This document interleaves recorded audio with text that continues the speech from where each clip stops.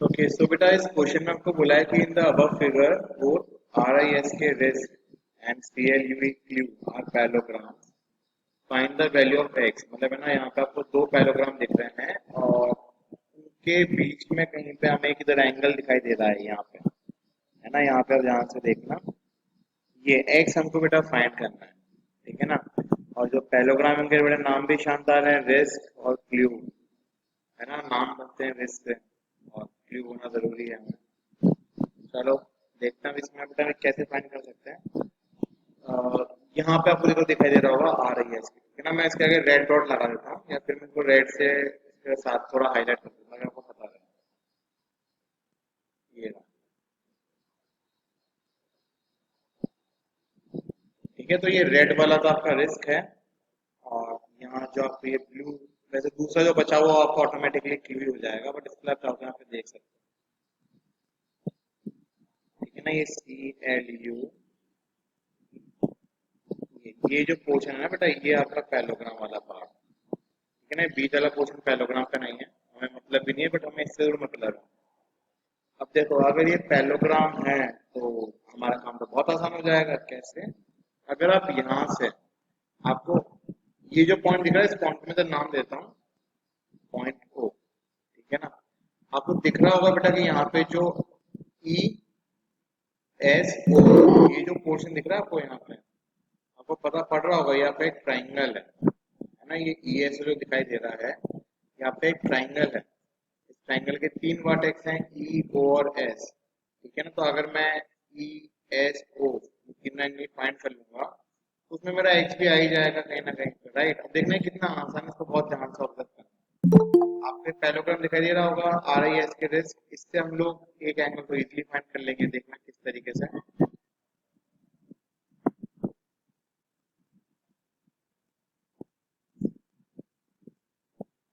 यहाँ पे अब देखना जो एंगल K है और जो एंगल S है ये आपके कैसे एंगल है बेटा ये आपके एडजेसेंट एंगल्स आप यहाँ पे अगर ध्यान से ऑब्जर्व करोगे ठीक है ना तो इधर हम कह सकते हैं दैट हियर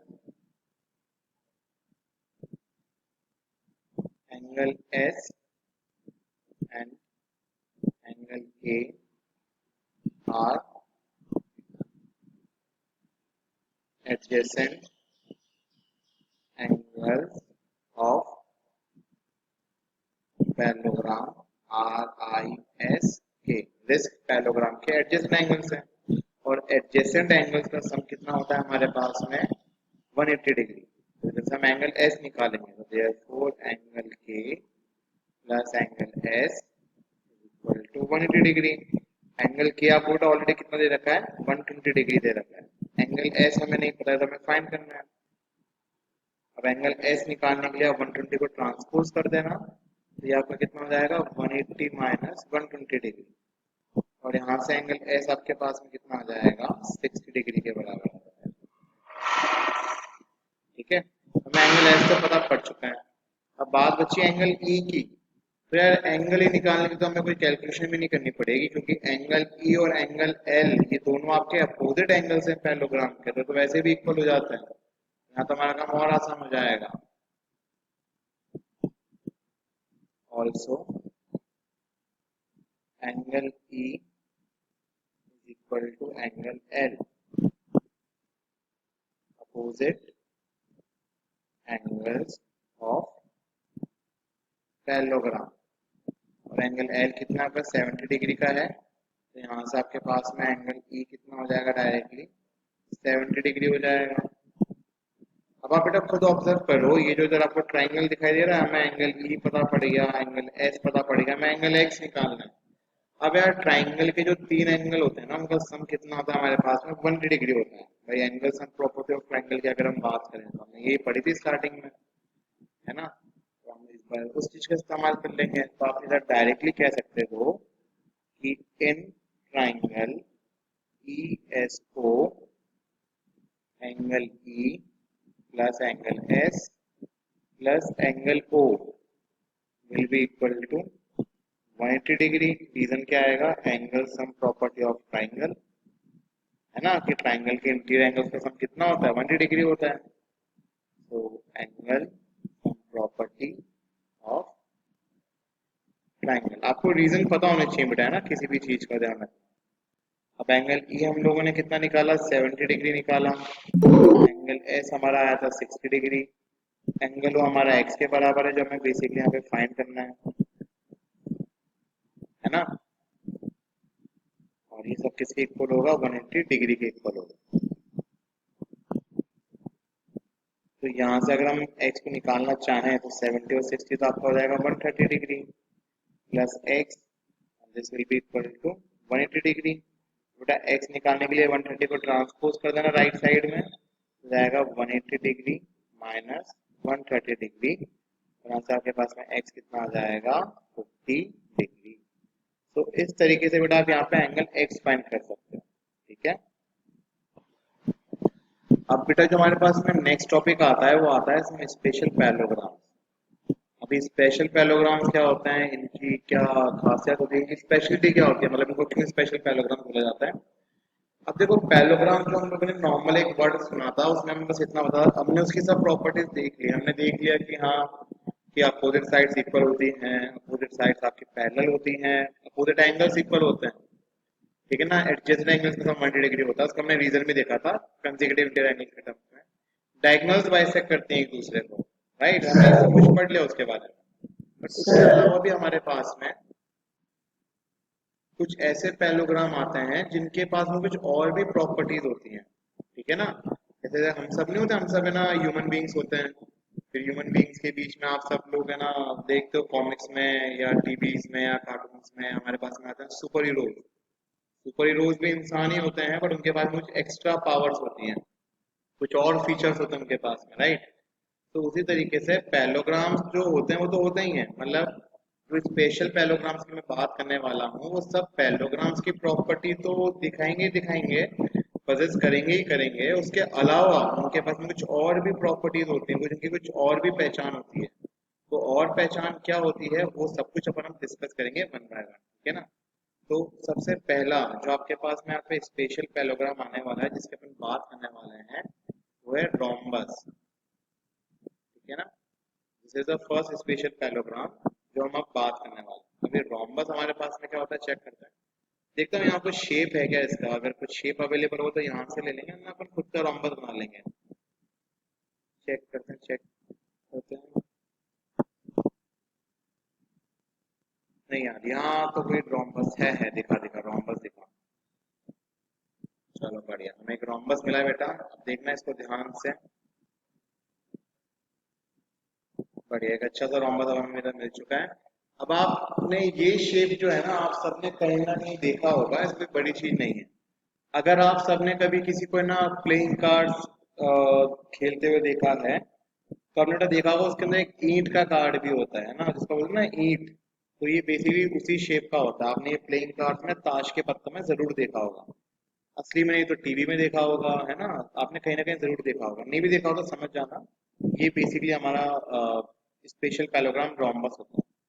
इसको है ना ये बेटा थोड़ा डायमंड शेप का भी माना जाता है, ठीक है ना, इसको हम बोलते हैं कभी कभी डायमंड शेप पैलोग्राम, ठीक है, इस चीज का ध्यान रखना। वो तो कभी कभी कहते हैं बट ऐसा कोई जरूरी नहीं है कि यूनिवर्सल नहीं है, बट हाँ हम लोग उसको डायमंड शेप इसलिए बोलते हैं क्योंकि मैंने बताया ना ताश के पत्तों में हमारे पास में एक ईंट होती है, उसको हम डायमंड ही बोलते हैं बेसिकली। उसका शेप डायमंड से रिजेंबल करता है, that's why it is called diamond shape parallelogram, but specifically this is a rhombus. अब इस अब देखो ये है तो पैलोग्राम, स्पेशल पैलोग्राम है तो पैलोग्राम की सारी प्रॉपर्टीज इसमें आएगी, ध्यान रखना। तो अगर मैं इसका यहाँ पे नाम दूं ए बी सी डी,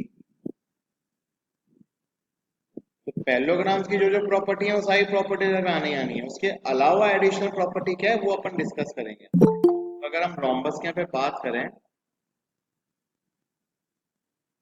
तो आपको बेटा पता पड़ेगा कि यहाँ पे अगर ए बी सी डी आपका एक रोम्बस है जो कि एक पैलोग्राम भी है, तो ये जो ए बी आपको दिखाई दे रही है, ए बी अपोजिट पैरेलल होती है तो ए बी किसके पैरेलल हो जाएगी, डी सी के, और यहाँ से ही आपके पास में बी सी किसके पैरेलल हो जाएगी, ए डी। पैरेललोग्राम की सारी प्रॉपर्टीज आनी आनी इस चीज का हमें ध्यान रखना, ठीक है ना। तो आप इधर कह सकते हो कि यहाँ पे भी जो आपके पास में ए बी होती है वो डी सी के पैरेलल होती है, और जो बी सी है वो ए डी के पैरेलल है, मतलब अपोजिट साइड साइड पैरेलल। उसके अलावा और भी जो पैरेललोग्राम की प्रॉपर्टीज हैं कि अपोजिट एंगल्स इक्वल होते हैं, तो वो भी ये प्रोसेस करती है।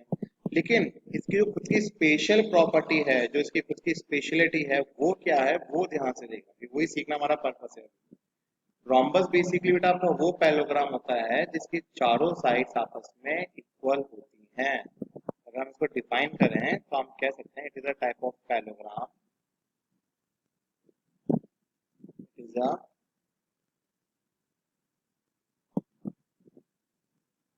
टाइप ऑफ पैलोग्राम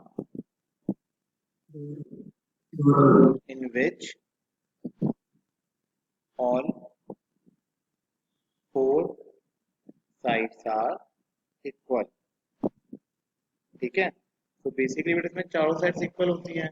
अब है ना, देखो फोर साइड्स आर इक्वल के नाम से आपके दिमाग में ना एक और चीज आती है, उसको हम बोलते हैं स्क्वायर। आपने स्क्वायर सबने पढ़ रखा होगा, और आपने सुन रखा है स्क्वायर के बारे में कि स्क्वायर शेप जो होता है उसमें चारों साइड बराबर होती हैं। तो पता है यहाँ से एक क्वेश्चन फ्रेम होता है, जब हम स्क्वायर भी पढ़ेंगे नो डाउट स्पेशल पैराग्राम के अंदर। तो यहाँ से एक क्वेश्चन बनता है कि स्क्वायर और रोम्बस में फर्क क्या होता है। तो बेटा मैं वो फर्क, जो फर्क है ना, वो आप इनकी प्रॉपर्टीज पढ़ के ही समझ सकते हैं। जो इसकी नेक्स्ट प्रॉपर्टी है ना, वो उस डिफरेंस के ऊपर ही है जो दोनों के अंदर होता है। जो बेटा डायगोनल्स होती है ना, हमने डायगोनल्स पढ़ा था, जो अपोजिट वर्टिसेस को ज्वाइन करती है, वो लाइन सेगमेंट आपकी डायगोनल्स कहलाती हैं। तो स्क्वायर की जो डायगोनल्स होती है ना बेटा, वो आपस में इक्वल होती हैं, बट रोम्बस की डायगोनल्स आपस में इक्वल नहीं होती है, ध्यान रखना। तो यही हमारा यहाँ पे नेक्स्ट पॉइंट बनने वाला है, that the diagonals of a rhombus are not equal. ठीक है, डायगोनल्स इक्वल नहीं होती है, लेकिन और भी कुछ प्रॉपर्टीज हैं इसके अंदर। क्या है प्रॉपर्टीज, ध्यान से देखना। देखो अब पैलोग्राम में तो अपोजिट एंगल्स इक्वल है ही है ना, बाकी सब प्रॉपर्टीज तो चलेंगी चलेंगी, एडिशनल प्रॉपर्टीज बता रहा हूँ। अब जो इसकी वजह डायगोनल होती है ना, इसकी डायगोनल्स एक दूसरे को इंटरसेक्ट करती हैं 90 डिग्री, मतलब बाइसेक्ट करती हैं ऑब्वियसली 90 डिग्री का एंगल। ये पॉइंट भी काफी अच्छा माना जाता है इसका, that the diagonals of a rhombus, the diagonals of a rhombus bisect each other at an angle of 90 degree. या फिर इसको अपन बेटा वन वर्ड के अंदर इसका एक और नाम होता है स्पेसिफिकली डायगोनल्स के लिए, तो हम इसका ऐसा बोलते हैं that diagonals are perpendicular bisectors of each other. Diagonals are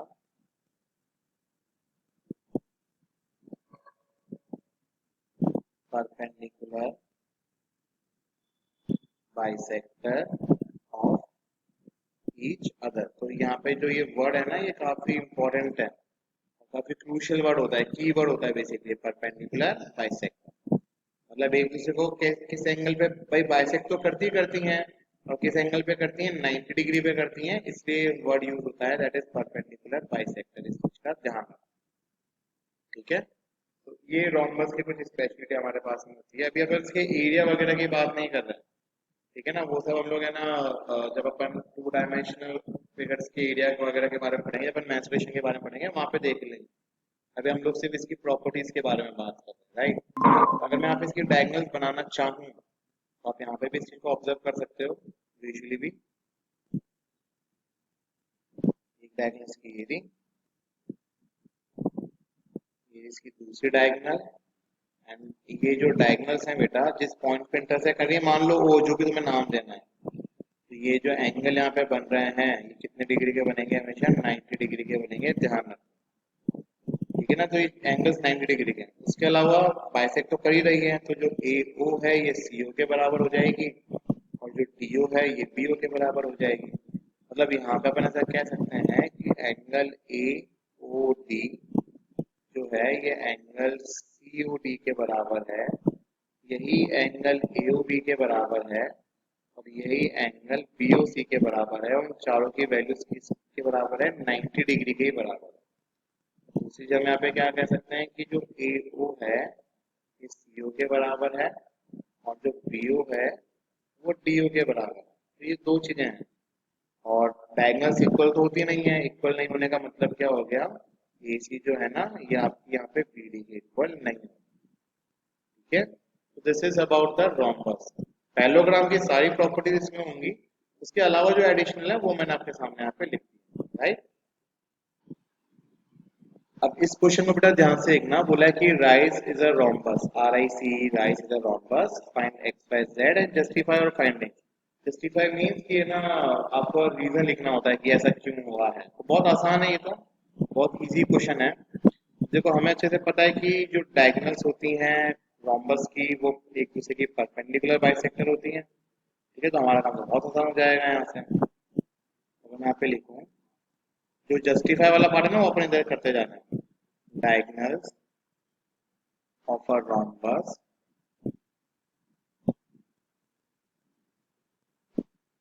bisect each other, है ना। तो अगर डायगोनल बाइसेक्ट करती हैं तो इसका मतलब ये हो गया ना कि जो RO है किसके बराबर हो जाएगा, CO के बराबर, और RO क्या था, Y था, तो Y किसके बराबर हो जाएगा, 12 सेंटीमीटर के बराबर। ये सारी यूनिट सेंटीमीटर में है ना बेटा, सारे नंबर ध्यान रखना।